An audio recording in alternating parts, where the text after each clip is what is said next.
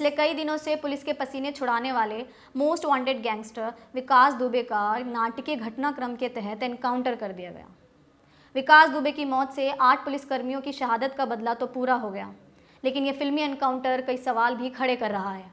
नमस्कार, snoop box देख रहे हैं आप और मेरा नाम है साहिबा खान। विकास दुबे को उज्जैन के महाकाल मंदिर से 9 जुलाई को पुलिस ने पकड़ा था और 10 जुलाई को एनकाउंटर में विकास दुबे मारा गया। क्या है मामला, देखिए ये रिपोर्ट। कानपुर कांड का मुख्य आरोपी विकास दुबे एनकाउंटर में मारा गया है। उसे 9 जुलाई की सुबह उज्जैन के महाकाल मंदिर में पकड़ा गया था। विकास ने उज्जैन में अपना गुनाह कबूल किया है। विकास दुबे को यूपी एसटीएफ उज्जैन से कानपुर ला रही थी। कहा जा रहा है कि रास्ते में एसटीएफ की एक गाड़ी पलट गई। गाड़ी पलटने के बाद विकास दुबे पुलिस वालों की पिस्टल छीनकर भागा। उसने गोली चलाई। पुलिस ने जवाबी कार्रवाई की, जिसमें वो मारा गया। गोली लगने के बाद विकास दुबे के शव को कानपुर के लाला लाजपत हॉस्पिटल ले जाया गया, जहां डॉक्टरों ने उसके मौत की पुष्टि की। उज्जैन में विकास ने कबूला है कि शहीद सीओ देवेंद्र मिश्रा से उसकी आपसी दुश्मनी थी। पूछताछ में उसने स्वीकार किया कि देवेंद्र मिश्रा की हर गतिविधि के बारे में पुलिस के लोगों से ही उसे सूचना मिलती थी। यहाँ तक कि विकास दुबे के बारे में सीओ देवेंद्र मिश्रा कोई व्यक्तिगत कमेंट भी करते थे तो उसकी भी जानकारी विकास को हो जाती थी। विकास ने गिरफ्तारी के बाद पुलिस के सामने कानपुर कांड को लेकर कई चौंकाने वाले खुलासे किए हैं। सूत्रों के मुताबिक विकास ने पूछताछ के दौरान ये कबूला कि उसे पहले ही पुलिस की छापेमारी के बारे में खबर मिल गई थी। उसने कहा उसे मिली खबर के अनुसार पुलिस सुबह आने वाली थी, लेकिन पुलिस छापामारी के लिए रात को ही पहुंच गई। विकास दुबे को पहले से ही अपने एनकाउंटर होने का डर था। गुरुवार 9 जुलाई की सुबह विकास दुबे की गिरफ्तारी की खबर आई मध्य प्रदेश के उज्जैन से। मौजूदा सूत्रों के अनुसार विकास दुबे ने उज्जैन के महाकाल मंदिर में दर्शन किया और उसने ही जाकर मंदिर के गार्ड को बता दिया कि वो विकास दुबे है, कानपुर वाला।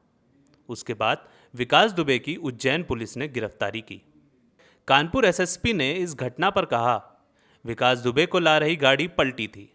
वो किसी तरह बाहर निकला और घायल सिपाहियों की पिस्टल छीनकर भागने लगा। एसटीएफ ने मोर्चा संभाला, फायरिंग हुई, उसे भी गोली लगी और 4 सिपाही भी घायल हैं। लोग पुलिस के इस बयान पर भी सवाल उठा रहे हैं कि अगर भागना ही था तो उसने खुद को सरेंडर ही क्यों किया। विकास दुबे को पकड़े हुए अभी 24 घंटे भी नहीं हुए थे कि उसकी एनकाउंटर की खबर भी सामने आ गई।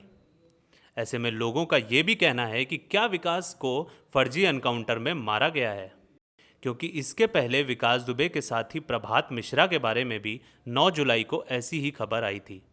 प्रभात मिश्रा को फरीदाबाद से कानपुर ट्रांजिट रिमांड पर लाया जा रहा था। एसटीएफ की गाड़ी पंक्चर हुई। प्रभात मिश्रा एसटीएफ की पिस्टल छीनकर भागा। क्रॉस फायरिंग हुई, प्रभात मिश्रा मारा गया। विकास दुबे के साथ भी यही हुआ। क्या था पूरा मामला?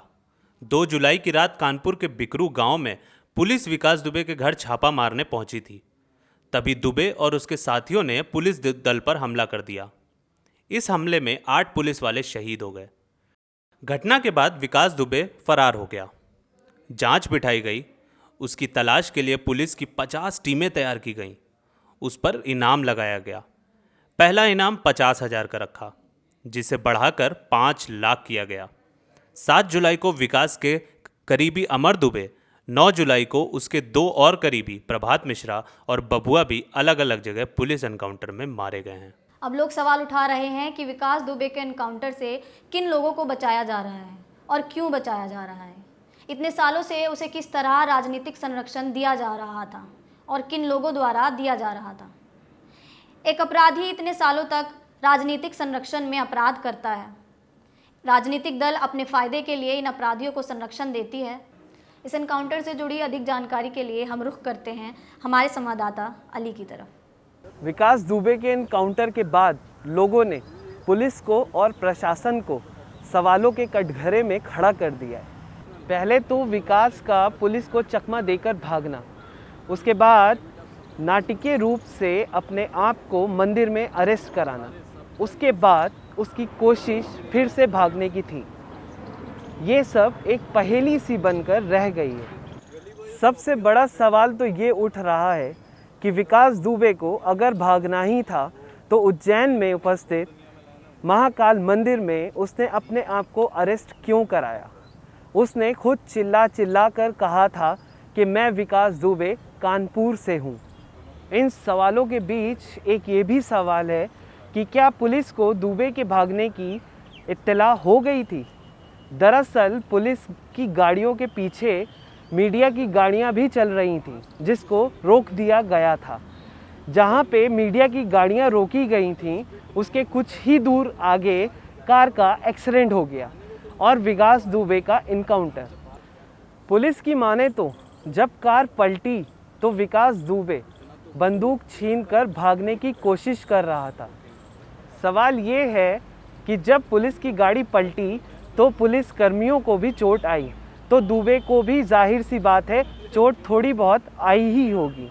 सवाल ये भी है कि उसके हाथ बंधे होने के बावजूद वो बंदूक छीनने में सफलता हासिल कैसे कर गया। खबरों की माने तो विकास दुबे को एक नहीं बल्कि 5 से 6 पुलिस कर्मियों की गाड़ी के काफिले के साथ लेकर जाया जा रहा था। इतनी बड़ी सुरक्षा के बाद विकास दुबे पुलिस को चकमा देने में कामयाब कहां से हो गया। लोग ये भी सवाल कर रहे हैं कि विकास दुबे के एनकाउंटर से किन लोगों को बचाया जा रहा है और क्यों बचाया जा रहा है। विकास दुबे को इतने सालों से किस तरह राजनीतिक संरक्षण मिलता आ रहा है। एक राजनीतिक दल अपराधियों को उनको संरक्षण देता है और उनके द्वारा वोट बैंक और दबदबा बनाता है, और जब उनकी सच्चाई सामने आने वाली होती है तो ऐसे लोग खाकी की मदद से एनकाउंटर करके मार दिए जाते हैं। एक अपराधी मार दिया गया, ये अच्छी खबर है, मगर जिस तरह खादी और खाकी के संरक्षण में एक अपराधी इतने दिनों तक फरार रहता है और फिर एनकाउंटर करके मार दिया जाता है, इससे पुलिस और प्रशासन पर कई सवाल खड़े होते हैं। ऐसे ही बहुत से सवालों के साथ हम आपसे फिर मिलेंगे। तब तक के लिए आप राजनीतिक और खेल और मनोरंजन की खबरों के लिए जुड़े रहिए स्नूप बॉक्स के साथ। लाइक और शेयर करना ना भूलें।